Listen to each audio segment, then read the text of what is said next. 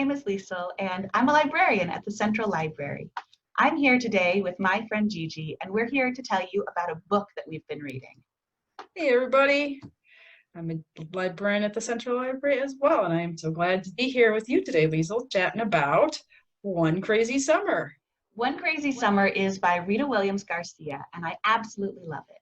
This book sets you right in the middle of the summer of 1968, when a kid named Delphine and her sisters leave Brooklyn to spend the summer in Oakland, California, with their mother, who left when they were small.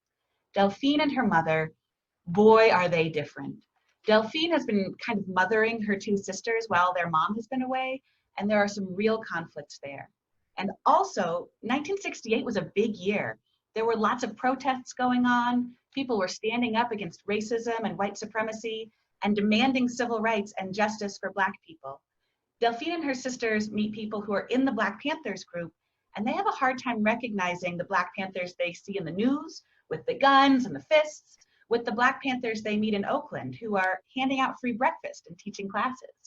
There's a lot in this book, and it's moving, it's funny, and it really, really makes you think.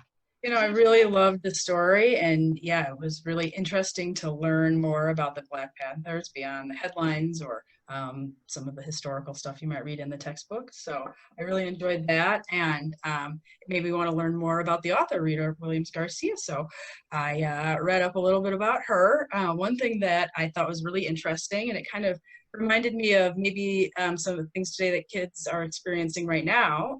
Rita says that her sister and her brother and herself weren't allowed to play outside when they were growing up in Queens, New York. So she entertained herself writing stories. And, you know, a lot of us have been spending more time inside or around the house lately than we used to. So, you know, I'm just thinking about ways that maybe some of our friends at home can entertain themselves. Is writing about things that are happening to you now, or writing stories seems like a really good way to keep yourself busy when you're stuck in the house. We're all developing our indoor hobbies right now, right? Our alone hobbies. Yeah, and another thing that I thought was really neat, I saw a video interview of Rita, and she shared that when she is not a poet in any way, and when she was writing the book, the idea of writing poetry as Cecile scared her so much that she almost considered making Cecile do something else, have another career. But it was so important to the story that mom, Cecile, is a poet in the book. That's a really interesting part of this book, is she is very focused on her writing, and that's like a big part of her life. Oh, that's so interesting. So she's first she thought making Cecile a bad poet. Right. Like maybe that would just be another thing. Like, why would Cecile have left her family and she can't even write poetry? And she left her family for this career. But in the end, she realized that she really just had to do some work. So she went back to the works of Sonia Sanchez, Nikki Giovanni, June Jordan, and Lucille Clifton, who were all really important female poets during that era, and kind of took some inspiration from their work in order to write Cecile's poetry. And that also eventually turns poetry too. Oh, that's so interesting. That reminds me, I had a project when I was in college where I had to write a character, and the character was a poet, and I did that. I made the character a bad poet, so I didn't have to worry about it so much. And you have something from Rita Williams-Garcia, right?